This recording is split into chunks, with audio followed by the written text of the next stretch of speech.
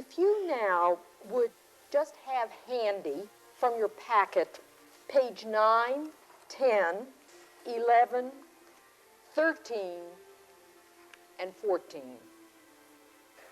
And let me just say a word about page 11, which is a little map. It's just a very, very simple, undetailed map. But I like to say to people, always have a map, especially when you're reading these Gospels, because Luke is very interested in using geography, aspects of geography, as theological symbols. For instance, a mountain in a mountain isn't just a mountain in Luke. It's the place where Jesus goes to pray. The desert or the wilderness isn't just that region along the Jordan River in Luke. It is symbolic of the sojourn of Israel in the desert. We're going to go on a long journey in Luke's gospel. Even though it's not always easy to figure out where in the world he is on this journey, or has Jesus on the journey, the idea of movement and just every once in a while being able to see where you are on a map has something to do with Luke using geography as a theological element in his gospel. So I would just encourage, usually in the back of a Bible that has notes, there are going to be a set of maps, and there's usually one labeled Jesus, the map of Palestine in New Testament times. So it's just a good idea. This little thing I've given you is very simple and undetailed, as I say, but at least we know, we can figure out that Galilee is in the north. Samaria actually is in the middle, that enemy territory. Again, an observant Jew is going to go out of his or her way, detour around over by the Jordan River, and come back. If a Jew is trying to go from Galilee to Judea in the southern part of Palestine, you don't want to step on Samaritan turf, because that too will render you ritually unclean. So, again, this becomes rather interesting because Luke is going to have Samaritans more to the fore than the other two Gospels, the other two synoptics. What I'd like to do is start by looking at handout number 9. It gives you a very brief outline of Mark, Matthew, and Luke. And you'll notice Mark is first because we're presuming Mark wrote first. I do this because I've learned that just looking at an outline, you can tell an awful lot about not only the author, but the author's message if you look at an outline very carefully. And I'd like to try to illustrate that. I've already said that Mark is very simple, very direct, and very much in a hurry. And therefore, you'll notice Mark doesn't even give us an infancy narrative. He jumps right into the adult John the Baptist, preparing the way for the adult Jesus. Mark has what we call the prelude to Jesus' public ministry, which means the baptism and the temptation in the wilderness. And then he just pushes Jesus right on in to full active ministry. He will give a lot of attention to the passion narrative because, again, he's emphasizing the suffering of Jesus. And then Mark ends in what a lot of people for a long time thought had to be some kind of aberration, because Mark's gospel ends with chapter 16, verse 8, the end of the empty tomb story, where we hear as the last verse, I'm paraphrasing here a bit, the women ran away because they were afraid and said nothing to anyone. In our Bibles, we have things called the longer ending and the shorter ending, and then there's still a third ending that people added on later to Mark's gospel because they couldn't believe Mark's gospel ended with the last verse saying the women ran away afraid and said nothing to anyone. All kind of theories. Mark had a heart attack and died before he could finish. The end of the manuscript got ripped off somewhere along the line. But as soon as you read one of these other endings, you can tell, especially if you can read the original language, you immediately know with these endings that appear in your Bible after chapter 16, verse 8, somebody else was writing. Now we know, having read the whole story of Mark, that probably is exactly where Mark ended, and for good reason, according to a theology of discipleship in Mark. But lest I get going on that. Luke, or let me just say something about Matthew for a minute. If you let your eye, again, this is just getting in touch with a storyline. If you let your eye run down Matthew's outline, just do a very, very brief comparison with Mark. Because remember, again, we're going to be suggesting Matthew also has Mark. Both Matthew and Luke, we think, had Mark used as the basis of their outlines. The early Christian witnesses got out on the road spreading the good news. I don't know that we can imagine that in every single community, think of Paul, for instance, that every story of Jesus got told in every community. So it's conceivable in my mind that everybody heard plenty of what they needed to hear, but they may not have heard it all in terms of the memory of all the things Jesus said and did. Structurally, what else about Matthew? Starts beautifully with a genealogy. Of course, Matthew writing to Jewish Christians, they know their genealogies from the Old Testament, a wonderful way to start out. Son of Abraham, son of David, huh? Wonderful Jewish titles. Everybody in Matthew's community says, oh, yay. I mean, look, here we are. If you look carefully, beginning with number 3 in Matthew's column, he alternates discourse and narrative. And it's usually the 5 discourses. They're like 5 big sermons, teaching material that Mark has scattered all over the place in his gospel. Matthew gathered and added to it and formed clearly. I think he'd be a good J on the Myers-Briggs. Neat 5 big speeches alternating with narrative, miracle stories and encounters of Jesus. Well, a lot of people think those 5 big speeches are reflective of the 5 most sacred books of the Hebrew Scriptures for the Jews. Probably the Pentateuch, the Torah. A very striking kind of, Moses is a big figure in Matthew's Gospel. Moses, Jesus actually becomes, if you will, some people would even call him, going up for the first great discourse, the Sermon on the Mount, the kind of new Moses with the new law. You have to work with all that a little bit. I don't want to go too far here. But you've got this really very fascinating arrangement. Notice Matthew has added an infancy narrative at the beginning, and to Mark's gospel at the end he has added what we would call post-resurrectional appearance stories. He's got the final story of Jesus on the mountain in Galilee saying, go therefore and teach all nations. So he's expanded at the beginning and the end. He's added a lot of stuff in the middle, but he's arranged it according to his way of wanting to get a theological point over, I think. Go from Luke back to Mark. What do you see storyline-wise? He's got an epilogue, which actually we could again say would be the resurrection appearance stories. In other words, he doesn't stop with the empty tomb. He keeps going. He's got that marvelous story, only in Luke, of the 2 disciples on the road to Emmaus. That's Luke. Oh, that's Luke all over the place. He's got a meeting of Jesus in Jerusalem, the resurrected Lord with the disciples. And he narrates the ascension, which neither Matthew or Mark do. So Luke's got a lot in that epilogue. But there's one other big element on that outline that has to do with length. Jesus' teachings on the journey to Jerusalem. For the moment, all I want to say is this. Most of Jesus' active ministry is in Galilee. That's kind of the backwater for the Jews. I mean, you're not a big shot Jew if you're coming from Galilee. But remember, in the Synoptic Gospels, they report only one trip of the adult Jesus to Jerusalem for Passover. John has Jesus going back about 3 times. That's where we get the idea there were 3 years in Jesus' active ministry. At least Sister Kunagunda taught me that in 3rd grade.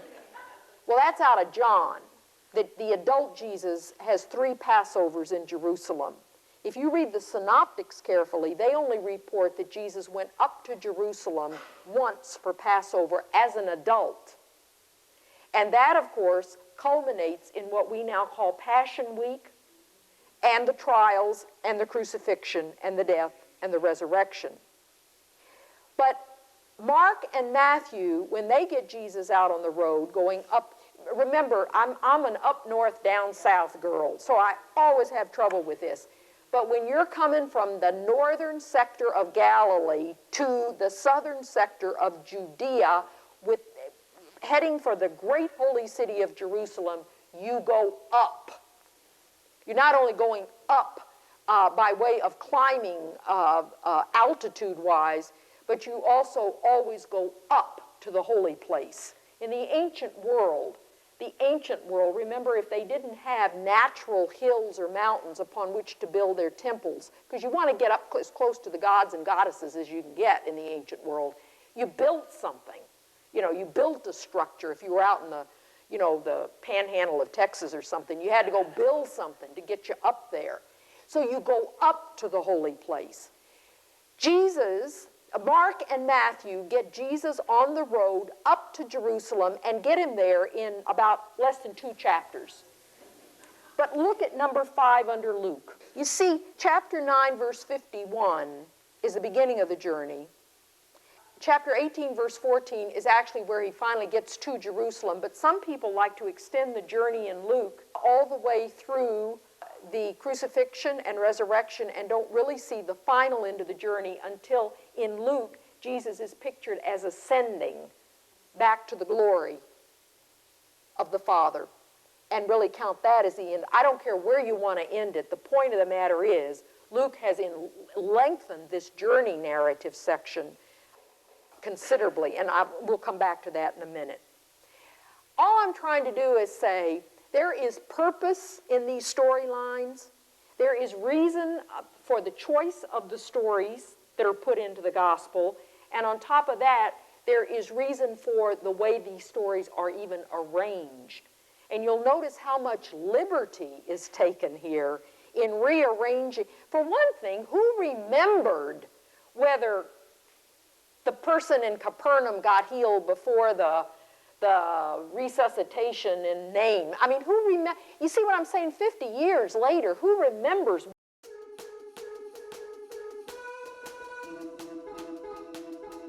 We might just recognize in our own lives when angels have come knocking on our door that God sends someone into our lives. We are called to something or something is announced. And I don't know about you, but I have more than once raised a question, perhaps even an objection, perhaps an excuse. I always remember Jeremiah. Oh, you can't mean me. I can only babble as an infant. And God said to Jeremiah, I do mean exactly you. So get on with it. God takes God's own time and reassures us, gives us our job, and sends us on. This is both an annunciation and a call pattern that comes through in Scripture, but I think is very true to spiritual religious experience. Then Luke has a beautiful, what I call, bridge event. It's Mary going to her kinswoman Elizabeth in the hill country of Judea. 2 pregnant women coming together, and we're going to revisit that story when we talk about women tomorrow afternoon. I thought it would be a nice Advent reflection for us. Then we move then to the birth of John and the birth of Jesus. Again, beautiful parallelism. And finally, the finding of Jesus in the temple. It's parallelism, but when one studies Luke, one realizes that it's called step parallelism. In other words, even though you've got 2 boxes on the Annunciation, if you read very carefully, you will notice that Jesus or his mother are, if you will, placed on a higher step than Zechariah and John the Baptist. For instance, Zechariah might be told something like, your son will prepare the way of the Lord. Mary is told her son will be Lord.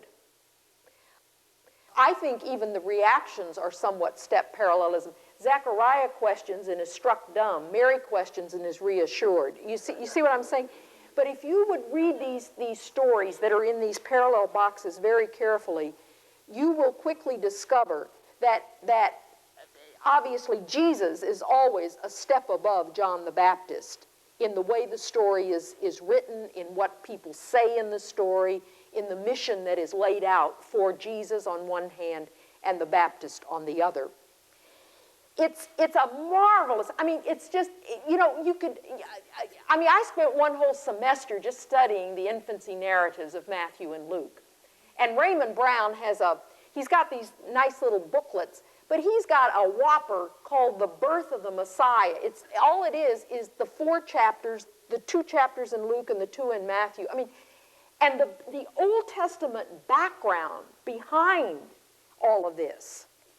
When people started studying the Gospels about 150 years ago real seriously from a historical perspective, the infancy narratives were considered, at least by one great scholar, entertaining and sweet. But until you got to chapter 3, you really hadn't gotten into the heart of the Gospel. We've discovered that these first 2 chapters, Raymond Brown calls them Christological masterpieces. That everything, really, that every major theme in the Gospel of Luke and the Acts of the Apostles is announced, particularly themes that deal with Jesus himself. So if that's why they're just so incredibly rich to study. You have the prayer theme, you have the theme of universalism. It's no accident in Luke, if we think that Jesus is the Jesus coming for the excluded, that the first people after Mary and Joseph, presumably, according to this story, that see the infant are who? The shepherds. Those are ritually unclean people in Judaism. They're not only stinky and smelly from being outdoors all the time with their sheep, but they're unschooled in the law and are stereotyped as being, they feel free to visit their neighbor's field and bring a few of his sheep over into their sheep. So they're not high on the list, you see, in Judaism. As in fact, the Magi in Matthew are the first to show up. They represent universalism because those are Gentiles coming. So there's a big theological, it's the only place I'm really willing to harmonize the Gospels and still have the statues of the shepherds and magi all gather around the manger scene at Christmas time. Otherwise, I say, let Luke be Luke, and let Matthew be Matthew, and make their own theological statements. In Luke, we have, after that, as we do in Mark and Matthew, the preparation for the public ministry. That certainly is Jesus' baptism, and we're going to look at that tomorrow morning. Interestingly enough, Luke he's got a genealogy okay, but he puts it between the baptism and the temptation scene. In the baptism, Jesus is named as Son of God by God. This is my son.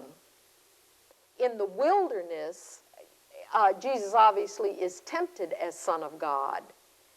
But the genealogy right in the middle kind of brings out the human dimension of Jesus, and points out the human ancestry. So there's kind of a nice complement there on 2 ends, the Son of God, and here in the middle, this tracing back.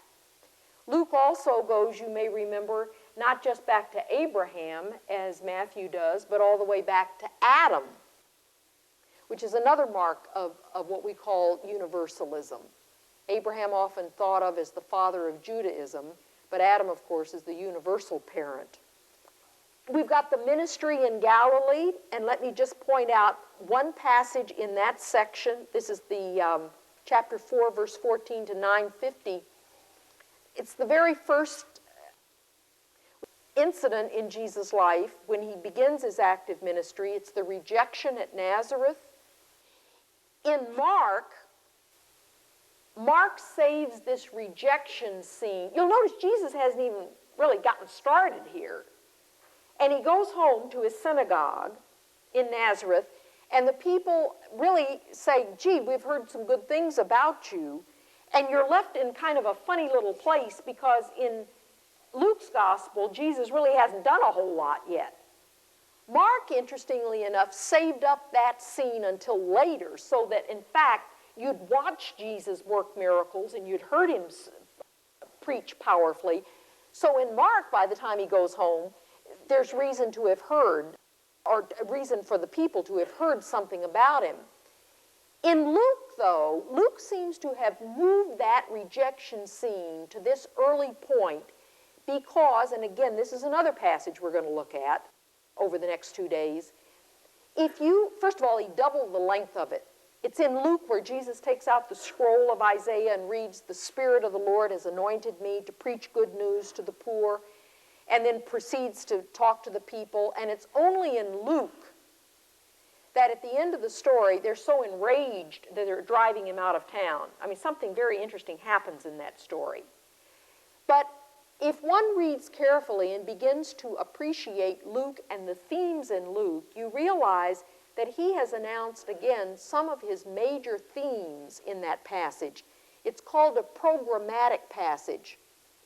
It's like if you're writing a good research paper, the person who is responsible for reading and grading it would like to see in your first or second paragraph a statement of intent, and you're supposed to tell the reader where you're going to go with this thing, right?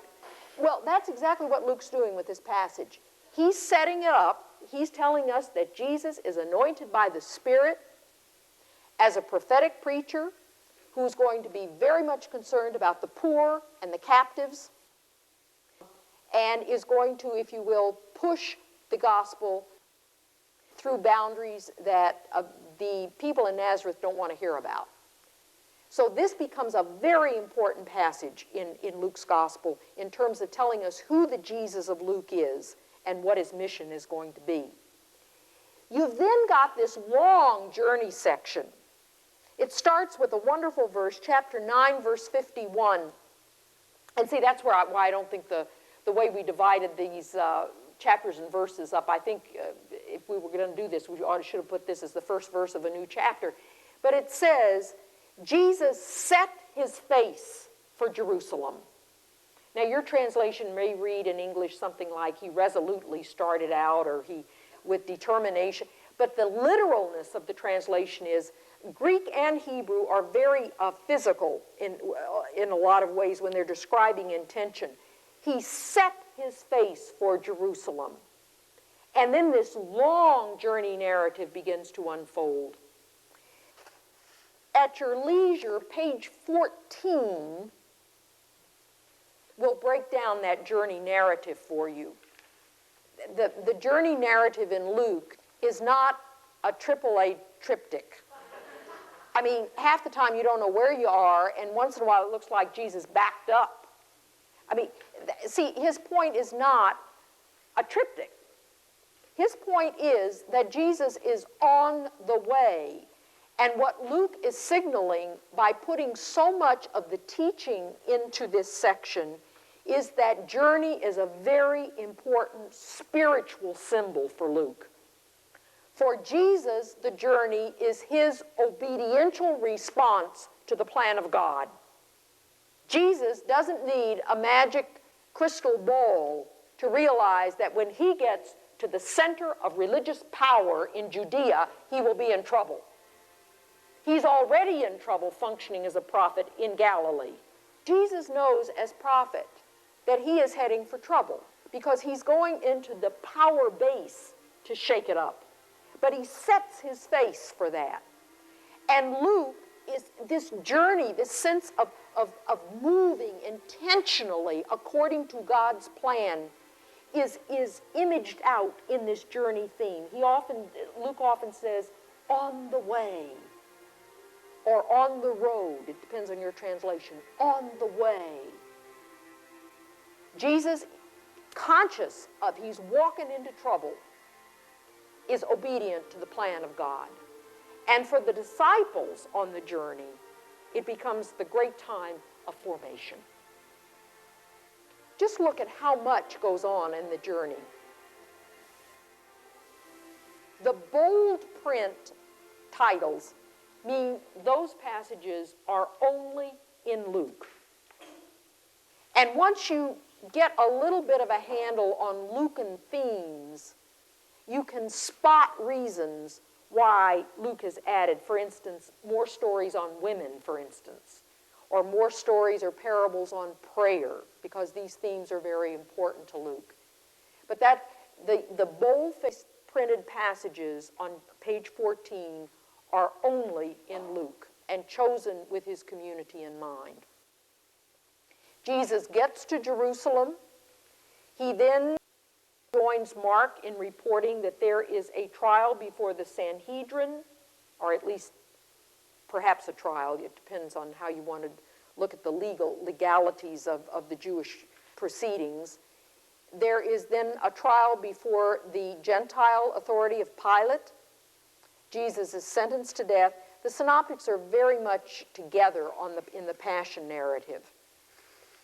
The thing that I mentioned last about the outline, and I think is quite fascinating, in Matthew, the disciples go back to the north to Galilee to meet the risen Lord.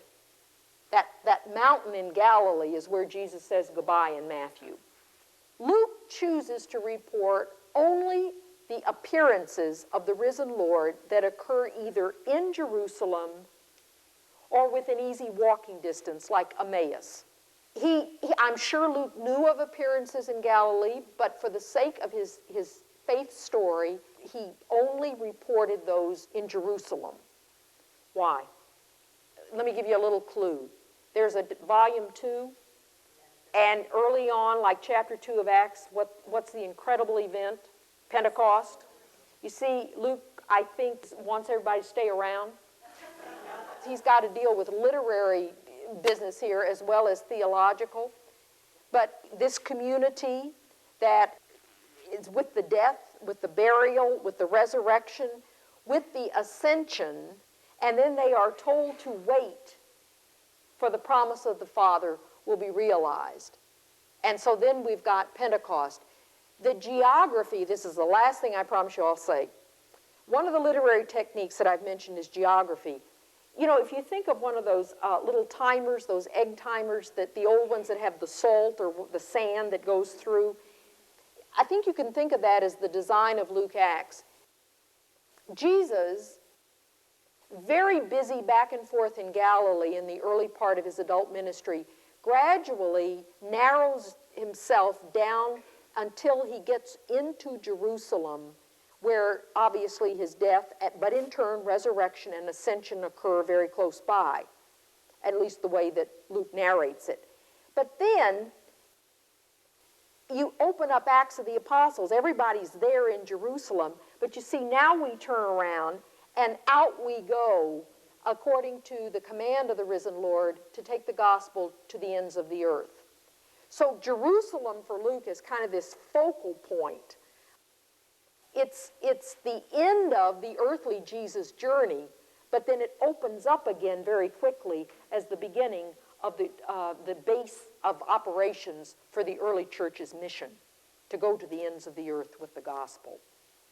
Now, let me say this.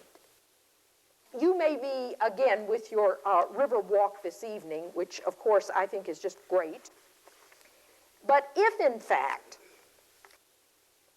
one thing that if in between times you just would like to be about something, to just even read a little bit of Luke would be something, just to get in touch with this writer and his style of writing.